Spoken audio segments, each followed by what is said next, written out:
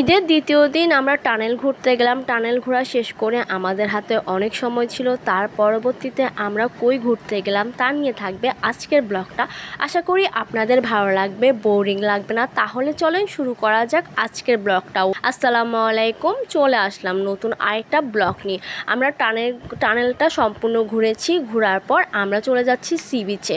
টানেলের পাশেই কিন্তু sea beach, বেশি একটা দূরে না। তো আমরা এরপর সি বিচে যাব। আর এত পরিমাণে রোদ ছিল যে সি বিচে আর বেশিক্ষণ থাকতে পারিনি, কারণ সেটা হলো ওপেন প্লেস ছিল। আর ওখানে বেশিক্ষণ দাঁড়িয়ে থাকা বা ঘোরাঘুরি করলে দেখা যেত যে আমি হিট স্ট্রোক করেই মরে যেতাম। মানে আমার নিজেরও শরীর এত খারাপ ছিল, জ্বর থেকে মাত্র উঠছি, তাও তেমন একটা জ্বর ভালো হয়নি, জ্বর তেমন গায়ে ছিল। ওই অবস্থায় চলে গেছি ঘুরতে যাওয়ার জন্য। মামি এসেছে আর ভাইয়ারা ছিল, আপু ভাইয়ারা ছিল। আর আমার আপু তো একটু অসুস্থই, সবাই জানেন। তো আমার আপুর জন্য, আমাদের জন্য আর আমাদের পরিবারের জন্য সবার জন্য দোয়া করবেন অবশ্যই। দেখেন, কথা বলতে বলতে কিন্তু আমরা চলে এসেছি সি বিচে। আর আমাদের গাড়ি পার্কিং করতে হবে, ওখানে আবার টাকা দিতে হবে। সবখানে শুধু টাকা আর টাকা, মানে প্রত্যেক দিকেই, মানে যেখানে যাই করি না কেন টাকা দিতেই হয়, ট্যাক্স দিতে হয়। যাই হোক, গাড়িটা ওই দিকে পার্ক করে রেখেছে। তো এবার আমরা হেঁটে বিচে যাচ্ছি। আর এই দুপুরবেলা এসেছি, যার কারণে তেমন একটা মানুষ ছিল না, ভিড়ও ছিল না। আস্তে আস্তে কিন্তু ভিড় বাড়া শুরু করছে, ঈদের দ্বিতীয় দিন বলে কথা। মানে বিকাল হতে হতে প্রচুর পরিমাণে মানুষ হয়ে যাবে। কিন্তু আমরা বিকাল পর্যন্ত তেমন একটা থাকিনি, কারণ রোদ থাকার কারণে রোদটা ডিরেক্ট লাগছিল মাথার মধ্যে, খুব খারাপ লাগছিল। আমার নিজেরও অনেক অশান্তি লাগছিল। এদিকে দেখেন, এই যে কাপলরা, আর এইদিকে আমার ছোট বোন আমার মামির ভিডিও করে দিচ্ছে, আর এদিকে ভাইয়া আপুরা মিলে একসাথে হাঁটছিল, দেখতে বেশ ভালোই লাগছিল। সবাই মাশাআল্লাহ বলতে অবশ্যই ভুলবেন না।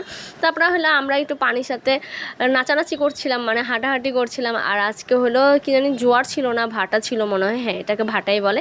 যাই হোক, সমুদ্রের পানিগুলো আস্তে আস্তে আসছিল, ওখানে পা ভিজাচ্ছিলাম, ভালোই লাগছিল।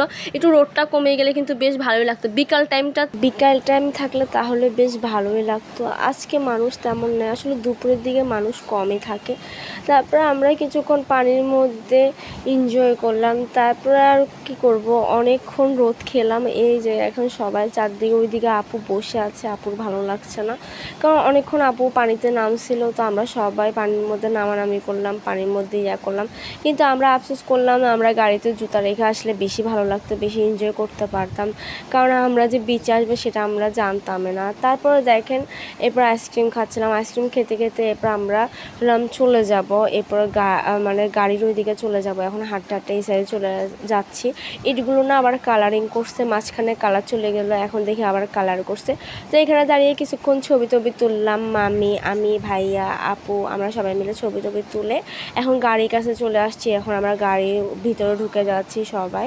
তো এখন আমরা গাড়ি করে বাসায় চলে যাচ্ছি, আর কোথাও ঘুরতে যাব না, কারণ রোদে অবস্থা খারাপ, মাথা প্রচুর ব্যথা করতেছিল। এরপর আমরা এক এক করে গাড়ির ভিতরে ঢুকে যাচ্ছি। তো গাড়ির মধ্যে ঢুকে শান্তি পেলাম, আরামসে এসির হাওয়া খেতে খেতে বাসায় চলে যাব। পরে চিন্তা করছিলাম যে বের হব, দেখি এর পরবর্তীতে আমরা কোথায় যাই। আর আমার পরবর্তীতে আরেকটা ব্লগ আসবে, ওটা দেখতে হলে অবশ্যই সারাস ব্লগে চোখ রাখতে হবে, মানে আমার পেজে ফলো দিয়ে রাখতে হবে। আমরা হলাম এই যে সি বিচকে বিদায় দিয়ে দিলাম। তো এখন দেখলাম যে আস্তে আস্তে মানুষ কিন্তু বাড়তেছে, বেশ বিকাল হয়ে গেছে। আর এদিকে টোল রোড দিয়ে আবার যাচ্ছি, এটাতে যেতে 80 টাকা করে টোল দিতে হয়। এই রোডটা নতুন করেছে, এটা হলো নিমতলা দিয়ে আসতে হবে। তারপর আমরা বাসায় চলে যাব।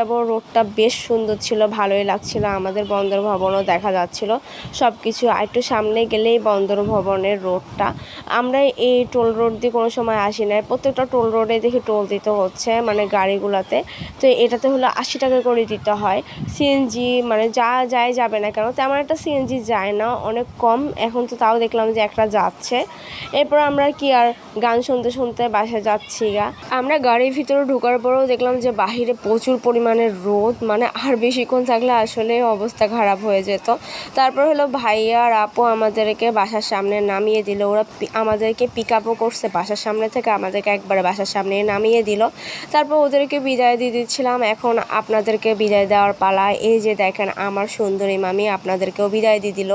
এদিকে আবার দেখেন, ছোট্ট সুন্দরী বোনও আপনাদেরকে বিদায় দিয়ে দিচ্ছে। তো আজকে এই পর্যন্ত ব্লগটা। ভালো থাকবেন সবাই, থ্যাঙ্কস ফর ওয়াচিং, আল্লাহ হাফেজ।